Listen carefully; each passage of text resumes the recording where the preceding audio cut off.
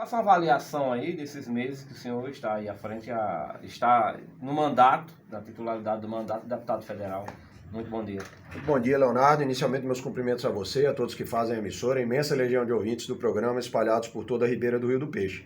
Eu disse desde o início que o meu objetivo era fazer com que esses 4 meses fossem muito intensos. Sabendo que eles eram curtos, eles precisavam ser intensos. E eu acho que eu consegui atender essa perspectiva inicial em várias frentes. Do ponto de vista legislativo, são mais de 30 projetos de lei, projetos de resolução e propostas de emenda à Constituição apresentadas. Isso faz com que eu já nesses 4 meses tenha sido, no âmbito estadual, o parlamentar paraibano que mais matérias apresentou no ano de 2021.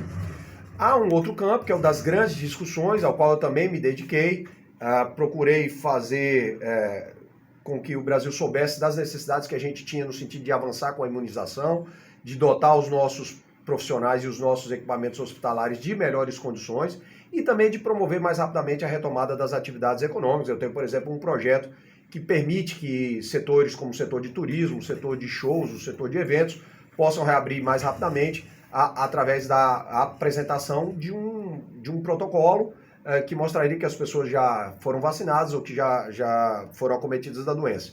Então, procurei fazer essa discussão no que diz respeito à Covid, mas também tratar de outros temas, como o sistema eleitoral. Me dediquei muito à defesa do modelo distritão, que deve ser colocado em pauta nos próximos dias na Câmara dos Deputados. Me dediquei, repito, à apresentação de projetos e, por fim, o terceiro eixo de atuação, que era o da gente conseguir carregar recursos para a cidade de Souza e para outros municípios da Paraíba. Isso também se dividia em 2 frentes. Uma delas era resgatar as emendas de Marcondes Gadelha. Nesse sentido, o êxito foi total. Já está disponível o recurso daquela emenda para aquisição de patrulha mecanizada, e a gente vai precisar dar uma explicação daqui a pouco para a sociedade souzense sobre isso. Já está disponível o recurso para aquisição do sistema de monitoramento. Os recursos oriundos da emenda para a construção da Praça da Bíblia, esses já haviam sido assegurados. Muito recentemente, Marcondes esteve na sede do Instituto Federal para testemunhar o início da utilização do laboratório, que ele também viabilizou com as suas emendas. Ainda estamos na luta pela consecução do ginásio, outro recurso oriundo de uma emenda de Marcondes Gadelha, mas uma segunda frente era da minha própria luta. Como eu conseguiria trazer recursos que a gente chama de extra-orçamentários, uma vez que eu não teria direito a emendas. Nesse campo estão os recursos para a conclusão da agência do INSS, nesse campo estão os recursos para que a gente possa dar início ao projeto da estátua do Frei Damião, que está sob os auspícios, sob a responsabilidade da Diocese de Cajazeiras. São recursos que estão aí na ponta da agulha, ainda não estão concretizados, mas tem todas as indicações de que nós vamos conseguir viabilizar. E agora, mais recentemente, estive numa reunião com representantes do Perímetro Irrigado de São Gonçalo. Me foi solicitado que interviesse junto ao Ministério do Desenvolvimento Regional no sentido de conseguir recursos emergenciais para que os canais possam ser limpos, para que eles já possam receber as águas da transposição num primeiro instante. E aí, no final do ano, num grande esforço de concertação, conversando com outros parlamentares paraibanos, a gente conseguir um recurso mais vultoso para fazer um projeto de maior monta que trate da revitalização do perímetro como um todo. Então, para tentar objetivar seu questionamento, lutei do ponto de vista legislativo, apresentando soluções que eu acho que são boas para Paraíba e para o Brasil. Do ponto de vista dos grandes temas, lutando especialmente no que diz respeito ao enfrentamento da Covid-19, na mudança também do modelo eleitoral e, por fim, carregando recursos para a nossa cidade, para a nossa região. Eu espero que esses 4 meses possam ter sido úteis para a sociedade, como eu gostaria que eles tenham sido. O senhor lutou bastante com a emenda aí do deputado Marcondes Gadelha. Na época, logicamente, a solicitação aqui de todos os vereadores, aliados e da sociedade como um todo. E uma delas é com relação a patrulhamento mecânico, as máquinas, né? Inicialmente a emenda diz que é trator lá para a região de Curralinho, trator para o sindicato rural, enfim, para outras comunidades. A informação que a gente sabe é que houve uma mudança no plano de trabalho. Que mudança foi essa e que de forma isso afeta essas comunidades que estão à espera dessas máquinas? Não, eu vou começar respondendo essa sua indagação, lembrando de uma audiência pública promovida pelo vereador Cacá Gadelha, ainda no ano de 2018. Após o desfecho das eleições, onde eu não logrei êxito, eu acabei ficando na primeira suplência por uma diferença mínima, ínfima de votos. Cacá chamou o ex-deputado Marcondes Gadelha, ele veio até a Câmara de Vereadores. Cacá chamou vários segmentos da sociedade civil organizada para que Marcondes pudesse fazer a distribuição daqueles recursos conforme fosse a solicitação de cada um desses segmentos. Então eu me lembro, por exemplo, que a CDL, outros líderes empresariais pediram para que Marcondes consignasse uma emenda para o sistema de monitoramento, e assim foi feito. Eu até lembro do nosso saudoso Francisco da Rio Vale, que capitaneava esse movimento. Os jovens desportistas da cidade pediram a construção de um ginásio. Marcondes consignou mais de R$1 milhão para a construção de um ginásio. Essa emenda ainda não foi executada pela prefeitura. A comunidade evangélica solicitou a construção da Praça da Bíblia. Marcondes consignou os recursos para a construção da Praça da Bíblia. E a comunidade rural, os nossos produtores, solicitaram a aquisição de máquinas, de tratores, para que eles pudessem fazer o corte de terra. E ficou apalavrado, ficou pactuado que aqueles R$920 mil que Marcondes estava consignando seriam destinados para 4 entidades. Uma que representava a comunidade do Curralinho, outra que representava a comunidade do Abreu, ali daquela região toda, do Angicos, mas especialmente do Abreu. Uma terceira que representava a comunidade do Núcleo 2, eu estive hoje, inclusive, no Núcleo 2, e uma quarta que iria contemplar o Sindicato dos Trabalhadores Rurais. É preciso se dizer que houve uma alteração do plano de trabalho. É preciso também fazer um ressalvo que isso não é ilegal. Eu quero deixar claro que eu não estou acusando a prefeitura de qualquer ilegalidade. Essa é uma decisão administrativa. Mas eu acho que não é o melhor caminho. Essa não foi a melhor decisão tomada pela prefeitura, por 2 razões. A primeira delas é que, repito, esse compromisso foi assumido numa audiência pública. Cacá Gadelha chamou todos os segmentos da sociedade. Aquilo ficou muito evidente, foi publicizado, ficou notório o compromisso de Marcondes para com aquelas comunidades. E a segunda razão pela qual acho que essa não é a melhor decisão é porque essas comunidades efetivamente precisam desses equipamentos. Ali nós temos o melhor da nossa têmpera. É na nossa zona rural que estão os sozenses que acordam muito cedo, que trabalham de sol a sol para garantir o sustento das suas famílias e também para gerar riqueza para os nossos municípios. Eles teriam aqui uma mão muito amiga com a chegada desses tratores. Acho que é uma decisão administrativa infeliz, mas que eu preciso respeitar. Eu repito, não há ilegalidade nela. Se ainda for possível, fica o apelo para que a administração municipal possa rever, possa ainda discutir com o Ministério da Agricultura para que aquelas comunidades sejam contempladas. O fato é que houve, então, essa nova decisão para aquisição de máquinas pesadas e apenas um pequeno trator de menos de R$100 mil. Repito que não há ilegalidade, mas acho que é uma decisão infeliz. As comunidades vão ficar sem essas máquinas que já estão esperando há mais de 2 anos. É verdade, elas vão ficar sem esse corte de terra, que era algo que estava assegurado para elas, para as comunidades circunvizinhas, pelos anos por vindouros. Repito, na minha avaliação, é uma decisão infeliz, ainda que não haja ilegalidade nela. Na sua pauta hoje, no perímetro irrigado de São Gonçalo, o que é que os irrigantes solicitaram de imediato? Léo, são pautas já antigas, uma delas diz respeito à titularidade das terras. Eu me lembro que há cerca de 7 anos eu estive com o então ministro Fernando Bezerra Coelho, na época era o Ministério da Integração Nacional, e já havia um projeto sendo confeccionado no sentido de conceder a titularidade permanente das terras para os colonos não só de São Gonçalo, mas de todos os perímetros irrigados do Denox, espalhados por todo o Nordeste brasileiro. Esse projeto não foi à frente, o ministro acabou deixando de ocupar a pasta. Agora ocupa a pasta, no caso o Ministério do Desenvolvimento Regional, um potiguar, o ministro Marinho, Rogério Marinho. Eu conversei com ele sobre essa possibilidade e ele me disse que também já estava confeccionando. Quando a gente fala de transferir a titularidade de qualquer patrimônio público para um particular, a gente precisa de aprovação legislativa. Seja isso no âmbito municipal, seja no âmbito estadual, seja no âmbito federal. Como nós estamos falando de terras federais que pertencem ao Denox, o Congresso Nacional precisa aprovar essa transferência de titularidade. O projeto de lei já está sendo confeccionado, vai ser submetido ao Congresso nos próximos meses. Eu pretendo, inclusive, nessa semana, ocupar a tribuna para fazer uma defesa inflamada dessa causa. Não há qualquer sentido, não faz mais qualquer sentido, não há lógica em manter essas terras sob a titularidade do Denox, quando nós já estamos falando da segunda, da terceira, às vezes da 4ª geração de colonos que produzem há muitos anos, há décadas, e que geram emprego e renda para as comunidades em que estão incrustados, especialmente estamos falando aqui do perímetro de São Gonçalo. A gente sabe da importância econômica disso. E a gente sabe da importância para cada família de ter aquela titularidade, Léo, porque é com essa titularidade É com o documento nas mãos que ele consegue crédito nos bancos. Então não há qualquer razão, de qualquer tipo de lógica, seja ela administrativa, seja ela ideológica, seja ela política, para que o Denox continue sendo o titular dessas terras. Espero que esse projeto venha logo ao Congresso Nacional, espero que a gente consiga o apoio maciço de congressistas de norte a sul, para que os colonos possam logo ser donos dessas terras. A outra demanda diz respeito à mudança do sistema de irrigação. E aí nós temos que trabalhar com 3 horizontes de tempo. No horizonte mais curto, a gente tem que falar de ações emergenciais. Foi lá trazido por alguns companheiros que estavam na reunião a possibilidade de fazer uma limpeza dos canais para que a gente já receba as águas da transposição, que chegam ainda em 2021.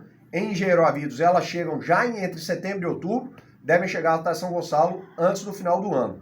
Portanto, a gente tem que promover a limpeza emergencial dos canais para que eles estejam aptos a receber as águas da transposição. Numa segunda etapa, foi proposto que a gente trabalhe um projeto intermediário, que seria a instalação de tubulações nos locais onde hoje já estão os canais. Com isso, a gente perderia menos água para evaporação e, segundo os próprios colonos, a gente teria mais pressão, o que asseguraria uma melhor utilização do líquido precioso em São Gonçalo. E existe um projeto de maior monta, este valor muito elevado, passa de 150 milhões de reais, que seria uma completa mudança do perímetro irrigado de São Gonçalo. E aí nós precisamos ser muito realistas, Léo. Eu deixei muito claro, esse é um momento de muitas restrições fiscais no Brasil, é difícil que a gente almeje isso no curto e no médio prazo. Mas como tudo que tem que acontecer tem muita força, quem sabe em um outro instante, quando Deus dê bom tempo para as contas públicas brasileiras, a gente pode almejar esse projeto que seria, esse sim, redentor, mudaria completamente a face socioeconômica de São Gonçalo e de Souza. A sua continuidade lá no Congresso Nacional, pelo menos circula em bastidores, e lógico que a gente vai perguntar sobre isso, a possibilidade da deputada Edna Henrique se licenciar e o senhor poder continuar mais 4 meses até o final do ano aí lá no Congresso Nacional. Isso é fato, boato? O que é que o senhor tem conversado com eles, com o deputado Edna Henrique, com sua base eleitoral sobre esse assunto? Olha, eu era extremamente próximo do ex-deputado João Henrique, de saudosa memória, mais uma das vítimas dessa doença tão cruel que é a Covid. Quando fui deputado estadual, ele era uma espécie de mentor, de guru, eu sempre me aconselhava com ele. Ele era muito amigo da família, sempre conviveu muito aqui na cidade de Souza, foi delegado na cidade de Souza, começou suas atividades profissionais aqui no nosso município. E isso sempre fez com que a gente fosse muito próximo. Sou também muito ligado à deputada Edna, sou ligado ao filho deles, Michel, que é casado com uma souzense. Nós temos realmente essa relação de muita proximidade.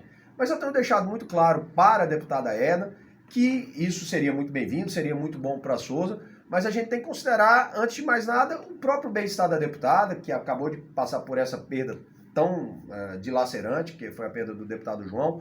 Ela própria tem a sua condição de saúde própria, particular. Então, eu deixei bem claro que gostaria muito, ficaria muito honrado, acho que Souza também gostaria muito de dar continuidade a esse mandato. Eu espero, eu repito, que ao cabo dele as pessoas olhem e digam que foram 4 meses muito profícuos para a nossa região, mas a gente não pode trabalhar isso como uma imposição, até porque seria um gesto de desprendimento da deputada. Vamos continuar discutindo, não há nada de concreto ainda, não há martelo batido, mas existe essa possibilidade. Se ela vier, o que eu posso prometer para os souzenses é ainda mais trabalho ao longo de 4 meses. Paraíba, a oposição tem que decidir este ano ainda o nome do candidato a governador?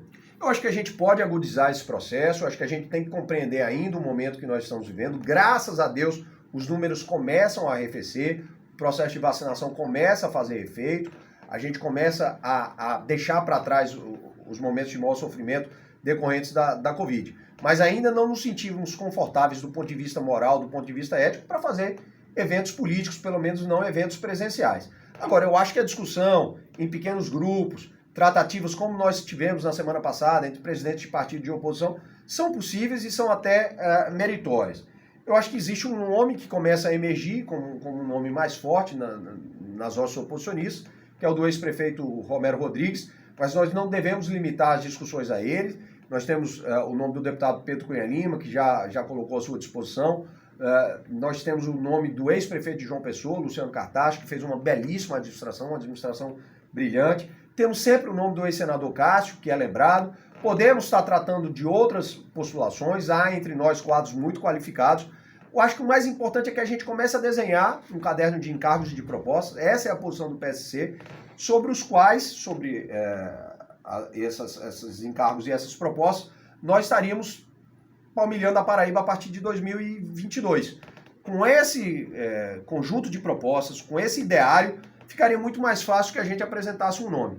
Então é a defesa que o PSC faz. Não por acaso, nós vamos promover no próximo dia 9 de julho o primeiro webinar do PSC para discutir problemas crônicos no nosso estado, apresentar soluções e, a partir disso, sentar, dialogar com essas forças oposicionistas para que a gente possa apresentar algo de concreto para os paraibanos. Mais importante do que o nome são os conceitos. Se a gente mantiver esse ritmo, fizer essas tratativas, respeitando o momento que a gente está vivendo, mas a gente tiver essas propostas para apresentar, eu não tenho dúvida que a gente tem condições de conquistar os corações e mentes dos paraibanos e ter um resultado muito bom em 2022. Dalto Gadelha está na pauta do PSC para deputado federal? Sim, o nome de Dalto é um nome que eu pessoalmente tenho defendido. Eu quero mais uma vez dar uma explicação para todos os amigos de Souza.